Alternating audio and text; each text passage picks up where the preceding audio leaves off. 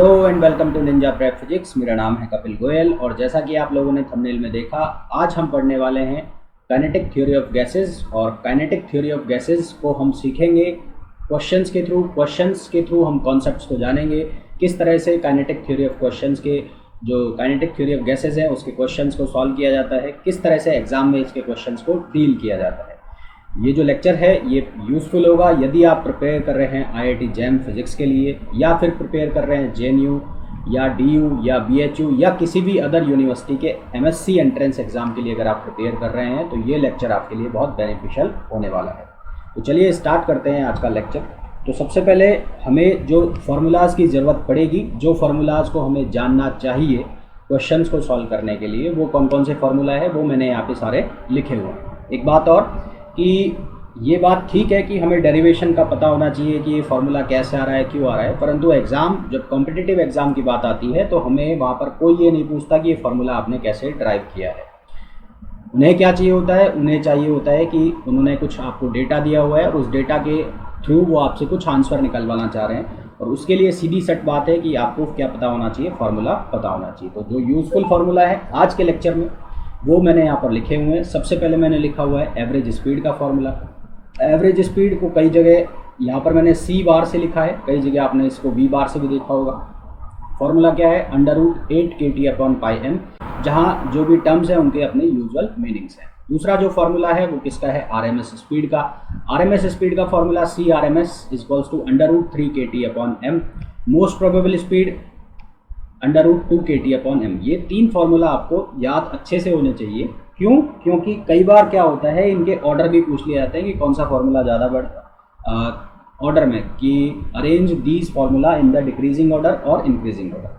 उसके बाद जो फार्मूला है वो है probability of molecules having energies between E and E+DE। ये फार्मूला है, हालांकि इसके ऊपर क्वेश्चंस बहुत कम आते हैं। इसके ऊपर एक और फार्मूला है मैक्सिमम प्रोबेबिलिटी का, तो उसके ऊपर क्वेश्चंस पुट अप होते हैं। फिर भी ये फार्मूला आपको ध्यान में रहना चाहिए। तो फार्मूला क्या है, 2/π अंडर रूट में है, 1/kT की पावर कितनी है, 3/2, e की पावर 1/2 और e की पावर -e/kT और dE।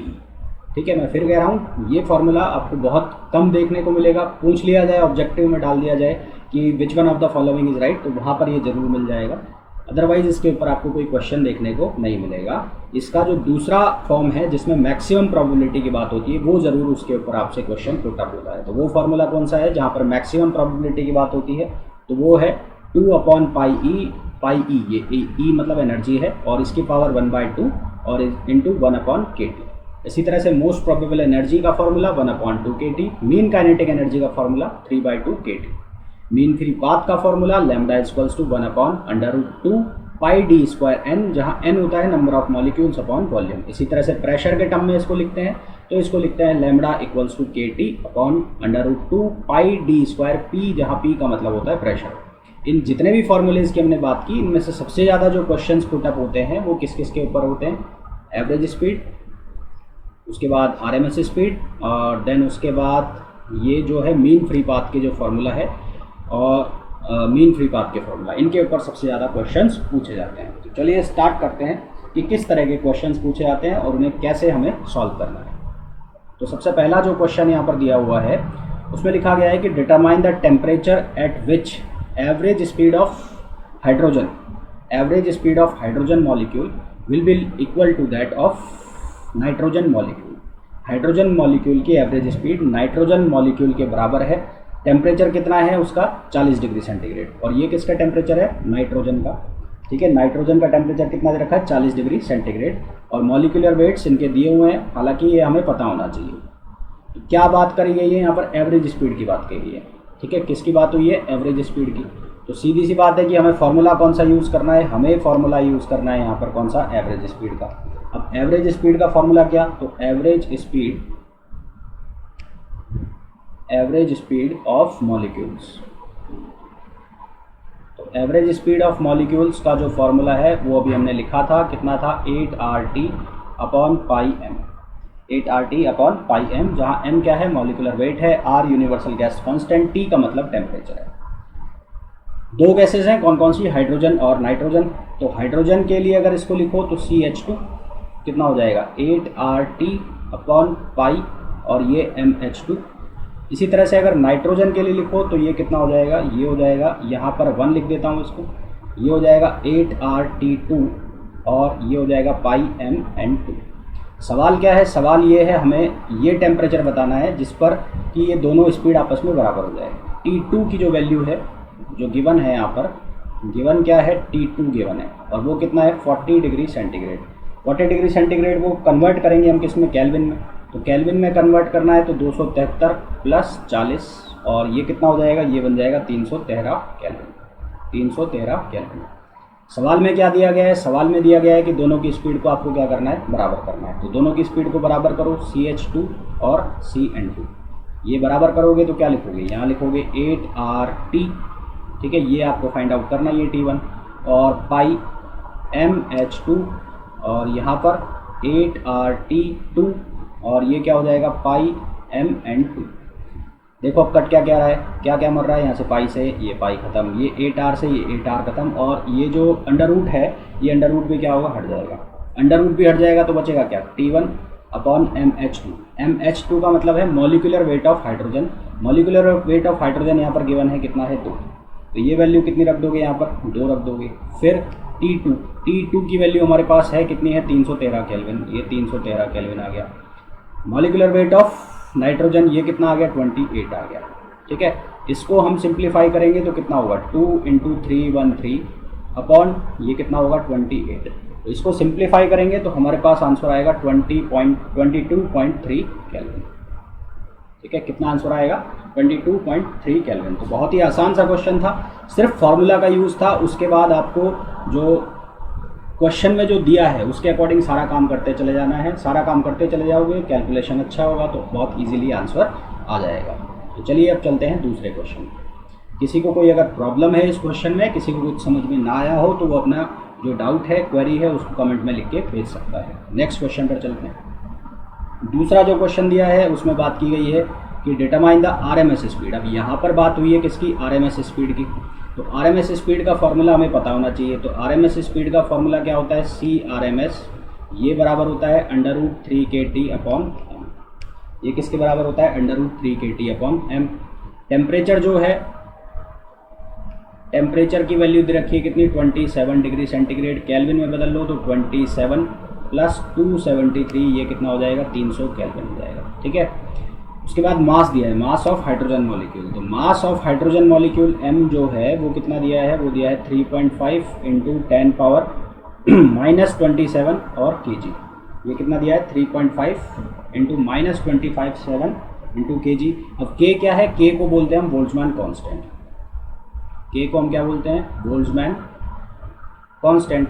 और ये जो बोल्ट्जमैन कांस्टेंट है, इस बोल्ट्जमैन कांस्टेंट की जो वैल्यू है वो फिक्स है। वो कितनी है, 1.38 × 10 पावर -23 जूल पर केल्विन, ठीक है। अब ये वैल्यूज़ हम इस फॉर्मूला में सब्सटीट्यूट कर दें।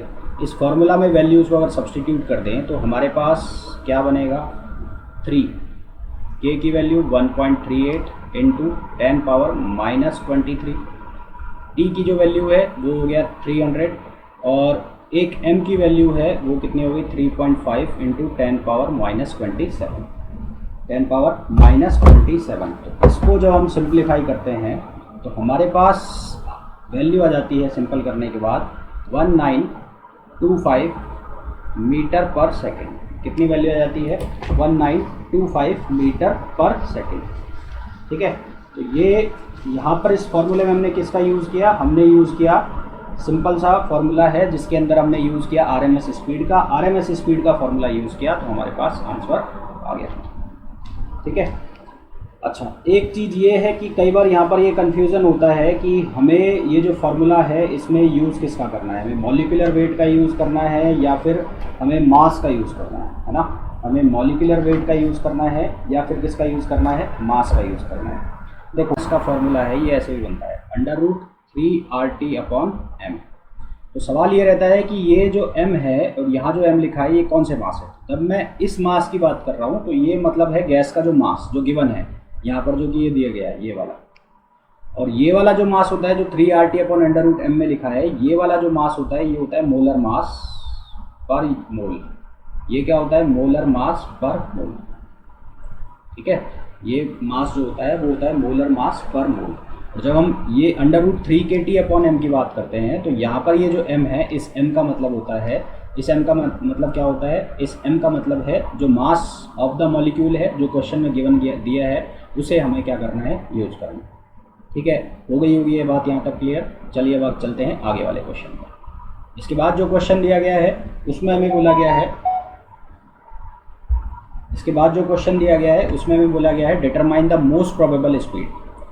ठीक है, most probable speed of molecule of gas. एक गैस है, उसके मॉलिक्यूल की मोस्ट प्रोबेबल स्पीड निकालनी है, उसके लिए उसका मास दिया है और उसका टेम्परेचर दिया है। यहाँ पर जो टेम्परेचर है, ये टेम्परेचर है 127 डिग्री सेंटीग्रेड है, 127 डिग्री सेंटीग्रेड।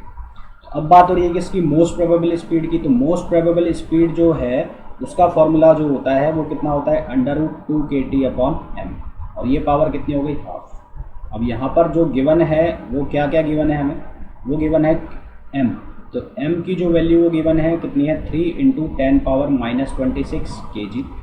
उसके बाद क्या गिवन है, टेम्परेचर। टेम्परेचर कितना है, 120 डिग्री सेंटीग्रेड। इसको हमें बदलना है केल्विन के अंदर, तो 127 प्लस कितना कर देंगे, 300।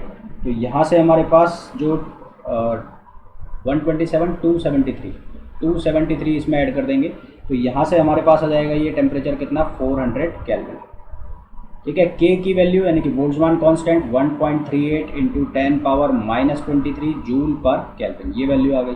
ये सभी वैल्यूज़ को हम सब्स्टिट्यूट कर देंगे इस फार्मूला के अंदर, तो मोस्ट प्रोबेबल स्पीड की जो फार्मूला है वो कितना हो जाएगा, स्पीड की वैल्यू, के की वैल्यू 1.38 10 पावर माइनस कितनी, 23। उसके बाद टेम्परेचर जो है वो कितना हो गया, 400, और m की वैल्यू हमें क्वेश्चन में गिवन है कितनी है, 3 × 10⁻26। ये वैल्यू गिवन है, पावर कर दी हाफ। इसको सॉल्व करोगे तो यहाँ से मोस्ट प्रोबेबल स्पीड आ जाएगी, कितनी आ जाएगी, ये आ गई 6.06 × 10⁻2 मीटर पर सेकेंड। तो अभी तक हमने तीन जो क्वेश्चंस किए, इन तीनों क्वेश्चंस के अंदर तीन अलग अलग फार्मूला यूज हो गए। सबसे पहले यूज हुआ एवरेज स्पीड वाला फार्मूला, जिसका फार्मूला है √8kT/m। दूसरा फार्मूला यूज हुआ RMS का, जो कितना है, √3kT/m। तीसरा फार्मूला यूज हुआ किसका, मोस्ट प्रोबेबल स्पीड का। मोस्ट प्रोबेबल स्पीड का जो फार्मूला है वो कितना हो गया, √2kT/m।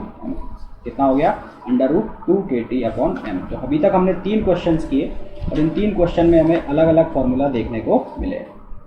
ठीक है, अब सवाल ये है कि मैंने जब शुरुआत में बात की थी तो मैंने ये पूछा था कि कई बार हमसे ये पूछ लिया जाता है कि इनका जो रेशो है फार्मूलाज का वो क्या होगा। तो अगर मैं अब रेशो की बात करूँ, तीनों फार्मूला के रेशो की बात करूँ, यानी कि मोस्ट इंपॉर्टेंट ये चीज़ हो गई आपके लिए किसी भी ऑब्जेक्टिव एग्जाम के लिए। तो एक मेरे पास स्पीड है, कौन सी स्पीड है, मीन स्पीड या मोस्ट प्रोबेबल स्पीड। एक मेरे पास स्पीड है, कौन सी स्पीड है, एवरेज स्पीड।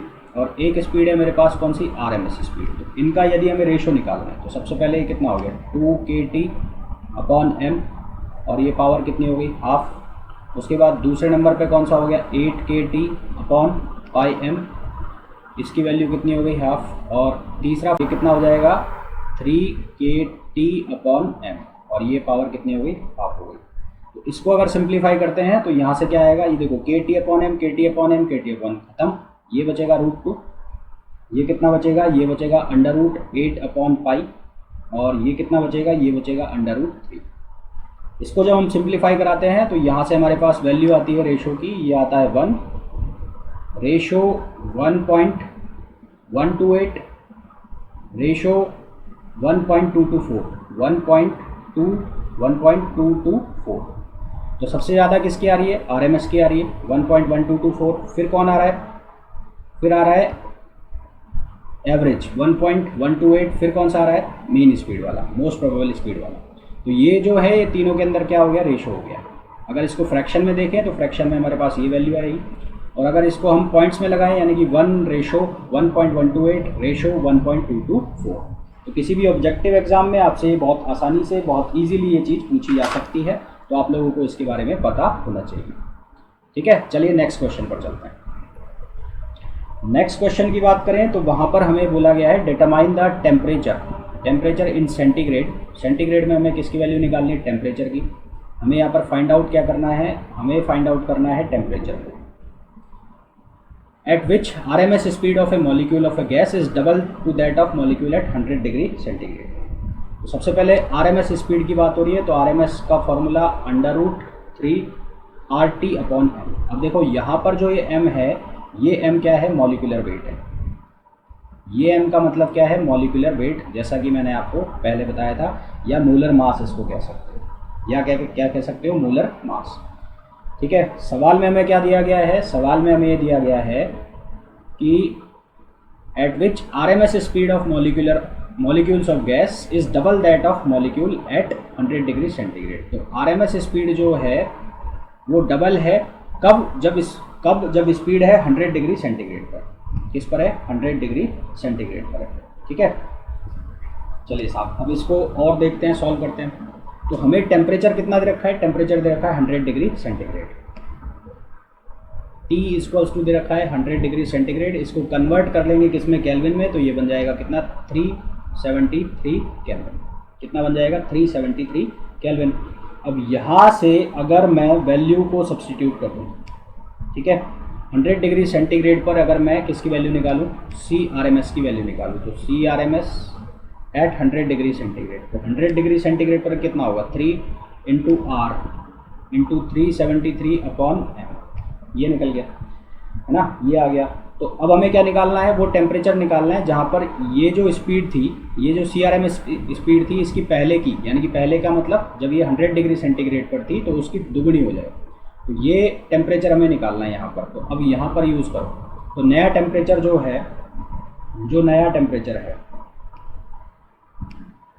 ठीक है, तो इसको मैंने लिखा C, इसको मैं T लिख देता हूँ, CT upon C equals to, ये कितना हो गया, 2 हो गया।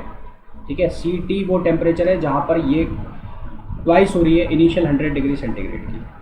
ठीक, तो इसको लिखो। अब CT की वैल्यू कितनी होगी, ये होगी 3RT, वो टेम्परेचर हमें निकालना है, अपॉन मॉलिक्यूलर वेट, अपॉन यहाँ पर ये कितना हो गया, 3R, और ये टेम्परेचर कितना हो गया, 373 अपॉन मॉलिक्यूलर वेट। तो इसको जब हम सिंप्लीफाई करेंगे तो देखो क्या क्या कैंसिल आउट हो रहा है, 3R से 3R कैंसिल, M से M कैंसिल, तो हमारे पास क्या बच गया, 2 इक्वल्स टू T अपॉन 373, और इस पूरे की पावर कितनी है, हाफ है। तो यहाँ से इसको सिंप्लीफाई करेंगे तो T की जो वैल्यू है हमारे पास निकल के आएगी 1492 केल्विन। T की वैल्यू कितनी निकल के आएगी, 1492 केल्विन। और इसको जब हम डिग्री सेंटीग्रेड में कन्वर्ट करेंगे तो इसमें से माइनस कर दो, कितना, 273 डिग्री, तो 1492 माइनस 273 कर देंगे तो हमारे पास बचेगा कितना, 1119 डिग्री सेंटीग्रेड। ये हमारे पास किसकी वैल्यू आ गई, उस टेम्परेचर की वैल्यू आ गई जिस पर कि जो RMS स्पीड है 100 डिग्री पर RMS स्पीड की कितनी हो गई, 2 गुनी। ठीक है। नेक्स्ट क्वेश्चन पर चलते हैं। इसका अगला जो क्वेश्चन है उसमें हमें दिया गया है डेंसिटी ऑफ गैस। कोई गैस है, उसकी जो डेंसिटी है STP पर हमें गैस की डेंसिटी गिवन है, वो कितनी है, 1.2504 ये गिवन है। RMS स्पीड निकालनी है, एवरेज स्पीड निकालनी है, और मोस्ट प्रोबेबल स्पीड निकालनी है। ठीक है। तो सबसे पहले हम बात कर लेते हैं किसकी, RMS स्पीड की। तो RMS स्पीड का जो फॉर्मूला है हमारे पास, वो फॉर्मूला अगर मैं 3RT अपॉन किसके फॉर्म में लिखूं, के M के रूप में लिखूं, तो 3RT अपॉन M इस फॉर्म में लिखा हुआ है। अब क्योंकि PV बराबर होता है क्या, nRT, तो सिंस PV बराबर क्या है, nRT है, PV बराबर क्या होता है, nRT होता है, तो यहाँ से हम क्या लिख सकते हैं, यहाँ से हम लिख सकते हैं, मान लेते हैं n बराबर कितना है, 1 मोल है। हम ये मान लेते हैं n बराबर कितना है, 1 मोल, n बराबर 1 मोल मान लो, तो यहाँ से RT किसके बराबर हो जाएगा, PV के बराबर हो जाएगा। तो CRMS की जो वैल्यू है उसको हम कैसे लिख सकते हैं, 3PV अपॉन M। कितना लिख सकते हैं, 3PV अपॉन M लिख सकते हैं। अब यहाँ से देखो फिर से, और इसको यहाँ से देखो वापस से, तो इस फॉर्मूले को मैं कैसे चेंज कर सकता हूँ, इसको लिख सकता हूँ 3P और M अपॉन V, ऐसे लिख दिया, इसको लिख दिया M अपॉन V से लिख दिया, 3P और M अपॉन V से इस फॉर्मूले को लिख दिया। ठीक है। हमारे पास जो नंबर ऑफ मोल है वो हमने मान लिया कितना, 1 मोल, और नंबर ऑफ मोल बराबर होता है मास अपॉन मॉलिक्यूलर वेट। तो 1 मोल के लिए मास जो है वो किसके बराबर हो गया, मॉलिक्यूलर वेट के बराबर हो गया। और एक चीज़ हम जानते हैं कि जो डेंसिटी होती है डेंसिटी वो किसके बराबर होती है, वो बराबर होती है मास अपॉन वॉल्यूम। तो मास अपॉन वॉल्यूम किसके बराबर हो गया, डेंसिटी, और यहाँ से मॉलिक्यूलर वेट और मास दोनों बराबर है, तो ये जो फार्मूला है ये किसके बराबर हो जाएगा, 3p अपॉन डी के बराबर हो जाएगा। ये फार्मूला किसके बराबर हो जाएगा, 3p अपॉन डी। कहने का मतलब है जो CRMS का फार्मूला है उसको कैसे कैसे लिख सकते हैं हम, उसको लिख सकते हैं 3RT upon m power half, 3PV upon m power half, फिर 3p upon D power half, फिर 3KT upon m power half. और ये अलग अलग केस में अलग अलग तरह से इन फार्मूलाज का यूज़ होता है। और इसके अलावा जो दो फार्मूला है मोस्ट प्रोबेबल स्पीड के और कौन से, एवरेज स्पीड के, उसको भी आप इस तरह से चेंज कर सकते हैं। तो अब हमें एसटीपी पर बोला गया है, तो एसटीपी पर, तो एट एसटीपी पर P जो है उसकी वैल्यू होती है 1 एटमॉस्फेरिक। 1 एटमॉस्फेरिक का मतलब होता है 10 पावर 5, कितना होता है 10 पावर 5 न्यूटन पर मीटर स्क्वायर। डेंसिटी जो है हमें गिवन है क्वेश्चन के अंदर 1.2504 किलोग्राम पर मीटर क्यूब, डेंसिटी ये गिवन है। तो ये दोनों वैल्यू हम अगर इस फॉर्मूला के अंदर डाल दें तो कितना आएगा, ये बन जाएगा √3p अपॉन डी है। इस फॉर्मूला में अगर ये वैल्यू सब्सटीट्यूट कर देंगे तो 3 × 10 पावर 5 और ये वैल्यू 1.2504, ये वैल्यू अगर हम सब्सटीट्यूट कर देते हैं तो हमारे पास जो आंसर है वो निकल के आएगा RMS स्पीड का 490, कितना आएगा 490 मीटर पर सेकेंड। ठीक है, तो इस क्वेश्चन में जो समझने वाली बात थी वो ये थी कि ये फार्मूलाज हम कैसे बना रहे हैं पहला, और दूसरा ये जो CRMS है इसके फार्मूले को हम कैसे कैसे लिख सकते हैं। आई होप ये चीज़ आपको बहुत अच्छे से क्लियर हो गई होगी। तो जिस तरह से हमने ये फार्मूलाज बनाए हैं उसी तरह से हम बाकी के दो फार्मूलाज भी बना सकते हैं, जैसा कि मैंने आपको कहा। तो बाकी दो चीज़ें हमसे क्या पूछी गई है, एवरेज स्पीड और मोस्ट प्रोबेबल स्पीड। तो सिमिलरली एवरेज स्पीड, तो एवरेज जो स्पीड है उसके फार्मूले को भी हम चेंज कर सकते हैं। तो हम उसका फार्मूला हमारे पास क्या लिखा हुआ है, 8KT अपॉन पाई m, ये लिखा हुआ है, और पावर क्या है उसकी हाफ, इसको भी चेंज कर दो तो ये बन जाएगा 8p upon pi D, 8p upon pi D. तो इसके अंदर वैल्यू रख देंगे तो कितना आ जाएगा 8 × 10 पावर 5 अपॉन 3.14 × 1.2504, और इस पूरे की पावर कितनी है, हाफ। इसको सिंप्लीफाई करेंगे तो हमारे पास आंसर आएगा 451 मीटर पर सेकंड, ये 451 है। इसी तरह से किसके निकालनी है, मोस्ट प्रोबेबल स्पीड। तो मोस्ट प्रोबेबल स्पीड का फॉर्मूला क्या होता है, √2KT अपॉन m। इसको भी चेंज करके लिख दें तो ये बनेगा कितना 2p अपॉन d, और इसकी पावर कितनी, हाफ। इसको सिंप्लीफाई करेंगे तो कितना होगा 2 × 10 पावर 5, और अपॉन कितना हो जाएगा 1.2504, और ये जब सिंपल होगा तो ये आंसर देगा कितना 400 मीटर पर सेकेंड। ठीक है, हालांकि क्वेश्चन इतना बड़ा नहीं था, बड़ा क्या था इसमें ये समझना कि ये जो फार्मूले हैं ये इंटरचेंज कैसे हो रहे हैं, मतलब इन फार्मूला को हम एक दूसरे फॉर्म के अंदर किस तरह से लिख पा रहे हैं, ये मेनली हमें समझना था। चलिए चलते हैं हम नेक्स्ट क्वेश्चन पर। अगर किसी भी स्टूडेंट को कुछ भी दिक्कत आ रही है समझने में तो प्लीज़ अपनी क्वेरी जो भी है, अपने जो भी डाउट है उसको कमेंट में लिख के भेजो, जैसे ही मैं उसे देखूंगा उसका तुरंत मैं रिप्लाई करूंगा। अगला जो क्वेश्चन है उसमें हमें कहा गया है calculate the temperature at which root mean square velocity of SO2 sulphur dioxide is equal to the average velocity of oxygen.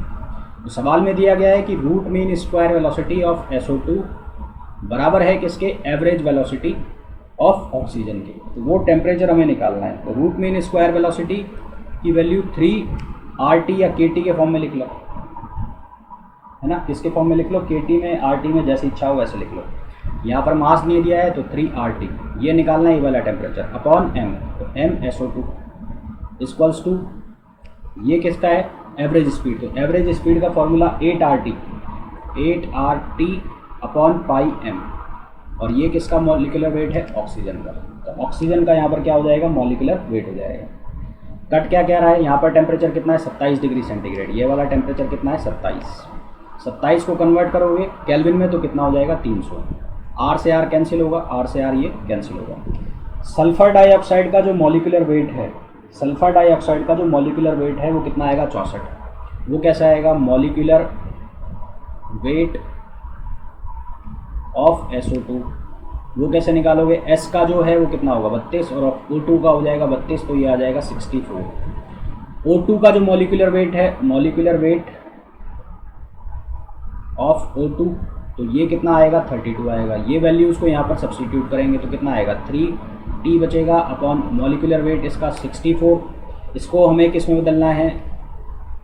Kilogram में बदलना है। तो ये हो गया 10⁻³ यहाँ से ये कितना हो गया? ये हो जाएगा 8। ये वाला टेम्परेचर कितना हो गया? 327 डिग्री रखा है तो कितना हो गया 300, और ये कितना हो जाएगा पाई कितना हो जाएगा 3.14, ये हो जाएगा 32 × 10⁻³ ठीक है। इस पूरे को जब हम सिंप्लीफाई करेंगे तो हमारे पास जो टेम्परेचर है उसकी वैल्यू आएगी 509.3 केल्विन। कितनी वैल्यू आएगी? 509.3 kelvin.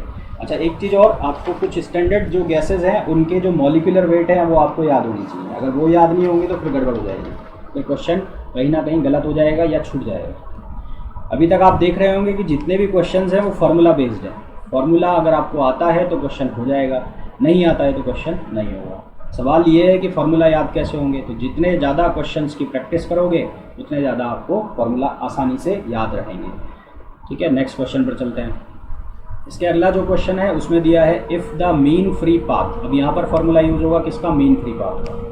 Mean free path of helium gas at certain temperature and pressure, उसकी वैल्यू दी गई है 2.85 × 10⁻⁷ मीटर। तो हमें मॉलिक्यूलर डायमीटर निकालना है।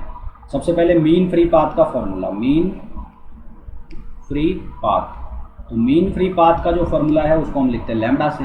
लैम्डा बराबर होता है 1/√2 n πd²। n πd²। निकालना क्या है? डायमीटर। तो ये फॉर्मूला कैसे लिख दो? इसको लिख दोगे 1/√2 n π और ये लैम्डा और इसकी पूरे की पावर कितनी लग जाएगी? 1/2। ठीक है, गिवन है, हमें गिवन है यहाँ पर कि जो लैम्डा है, लैम्डा की वैल्यू कितनी है? 2.85 × 10⁻⁷ मीटर। उसके बाद हमें नंबर ऑफ मॉलिक्यूल्स, जो ये n होता है, n का मतलब क्या होता है? Number of molecules per unit volume. Number of molecules per unit volume. Molar volume जो है यहाँ क्वेश्चन में मैंने लिखा नहीं है, दिया हुआ है। मोलर वॉल्यूम गिवन है, मोलर वॉल्यूम। तो मोलर जो वॉल्यूम है वो गिवन है हमें 22.4 लीटर, ये गिवन है। तो n जो है n क्या होता है? Number of molecules per unit volume. तो नंबर ऑफ मॉलिक्यूल्स जो है पर यूनिट वॉल्यूम में वो कितने दिए हुए हैं? वो दिए हुए हैं हमें नंबर ऑफ मॉलिक्यूल्स, यानी कि एवोगाड्रो नंबर हो गया अगर गिवन नहीं है तो कितना हो गया? 6.023 × 10⁻23। और वॉल्यूम, मॉलिक्यूलर वेट, जो मोलर वॉल्यूम है वो कितना दिया है? 22.4। लीटर में है तो मीटर क्यूब में कन्वर्ट कर लो, 10⁻³ हो जाएगा, है ना, 10⁻³ हो जाएगा। और अगर हमें सेंटीमीटर में आंसर चाहिए तो सेंटीमीटर में कन्वर्ट कर लो। इसको सेंटीमीटर में कन्वर्ट करोगे तो ये बन जाएगा 2.85 × 10⁻⁻5 सेंटीमीटर। और इसको भी सेंटीमीटर में कन्वर्ट करोगे तो यहाँ हो जाएगा ये प्लस का। इसको सिंप्लीफाई करोगे तो कितना होगा? 2.7 × 10⁻19 पर सेंटीमीटर क्यूब। ये जो n है, इस n का मतलब क्या होता है? मैंने आगे भी फॉर्मूला में लिखा हुआ है, number of molecules per unit volume. तो ये दोनों वैल्यू हमारे पास आ गई, यहाँ पर सब्सटीट्यूट कर दो। सब्सटीट्यूट कर दो तो कितना आएगा? 1/√2 की वैल्यू 1.414, n की वैल्यू यहाँ से 2.7 × 10⁻19, पाई की वैल्यू 3.14 इंटू लैम्डा की वैल्यू 2.85 × 10⁻⁻5, और उस पूरे की पावर कितनी है? हाफ है। इसको जब सिंप्लीफाई करोगे तो हमारे पास आंसर आएगा 1.71 × 10⁻⁸ सेंटीमीटर, जिसको कि फर्दर सॉल्व करके आप आर्मस्ट्रॉन्ग में कन्वर्ट कर सकते हो। तो 1.71 आर्मस्ट्रॉन्ग। एक चीज़ हमें ध्यान रखनी है कि जब जो ऑप्शंस है उसमें यूनिट का जो कन्वर्जन कराया जाए, यूनिट का जब कन्वर्जन होगा तो वहाँ पर क्वेश्चन गलत होने के चांसेस ज़्यादा रहेंगे। तो यूनिट कन्वर्जन में हमें ध्यान रखना है। यहाँ पर जो आंसर है, ऑप्शन है, वो सेंटीमीटर में पहले निकाला। अगर यहाँ पर 22.4 लीटर को अगर मीटर क्यूब में कन्वर्ट करते तो आता 22.4 × 10⁻⁻3। इसको कन्वर्ट कर रहा हूँ मैं सेंटीमीटर क्यूब में, तो ये आ जाएगा कितना? +3। क्यों आ जाएगा? क्योंकि मीटर क्यूब को जब सेंटीमीटर क्यूब में कन्वर्ट करोगे तो 10⁻6 से मल्टीप्लाई करोगे, तो 6 से मल्टीप्लाई करोगे तो वो -3 है तो वो उसको खा जाएगा, तो कितना बचेगा? +3 बचेगा। ठीक है, नेक्स्ट क्वेश्चन पर चलते हैं। ये जो क्वेश्चन है इसमें दिया है diameter of molecules of oxygen gas 3 Armstrong. तो डायमीटर पहले ही गिवन है यहाँ पर, तो गिवन क्या है डायमीटर, डायमीटर कितना है 3 आर्मस्ट्रॉन्ग। 3 आर्मस्ट्रॉन्ग का मतलब हो गया, ये हो गया 3 into 10 power minus 10, 3 into 10 power minus 10 तो हो गया मीटर में, और सेंटीमीटर में चाहिए तो 1 मीटर 100 सेंटीमीटर, तो ये हो गया 3 इंटू 10 पावर माइनस 8 सेंटीमीटर। ठीक है, पहली चीज़ खत्म, पहली लाइन खत्म। Calculate mean free path and the mean time taken between two collisions by the molecule of oxygen gas. Number of molecules पर सेंटीमीटर एनटीपी पर दिया है, तो नंबर ऑफ मॉलिक्यूल्स जो है एन पर सेंटीमीटर क्यूब में दिया हुआ है वो कितना है 3 इंटू 10 पावर 19 है, 3 इंटू 10 पावर 19, और ये किस में दिया है पर सेंटीमीटर क्यूब में दिया है। सबसे पहले बात कर लेते हैं लैम्बडा की, तो लैम्बडा का formula lambda equals to 1/√2n pi और d, यही फॉर्मूला है ना, n पाई d स्क्वायर। इस फॉर्मूला के अंदर अगर हम वैल्यू डाल दें तो लैम्बडा इक्वल्स टू 1/√2 की वैल्यू 1.414, n की वैल्यू गिवन है कितनी है 3 इंटू 10 पावर 19, उसके बाद पाई की वैल्यू कितनी होगी 3.14, और डायामीटर जो है वो कितना हो गया 3 इंटू 10 पावर माइनस 8 और इसका स्क्वायर।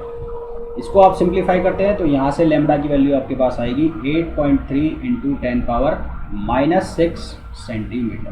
कितनी आएगी 8.3 इंटू 10 पावर माइनस 6 सेंटीमीटर। उसके बाद हमें पूछा है time taken between two collisions. तो जो लैम्बडा होता है, लैम्बडा का मतलब क्या होता है, दो कॉलिजन के बीच की डिस्टेंस, दो सक्सेसिव कॉलिजन के बीच की डिस्टेंस। तो टाइम निकालना है तो टाइम बराबर क्या होगा डिस्टेंस अपॉन वेलोसिटी। वेलोसिटी कौन सी लोगे यूज में आरएमएस स्पीड, कौन सी लोगे आरएमएस स्पीड। तो टाइम जो निकालना है टाइम किसके बराबर होगा लैम्बडा अपॉन सी आरएमएस।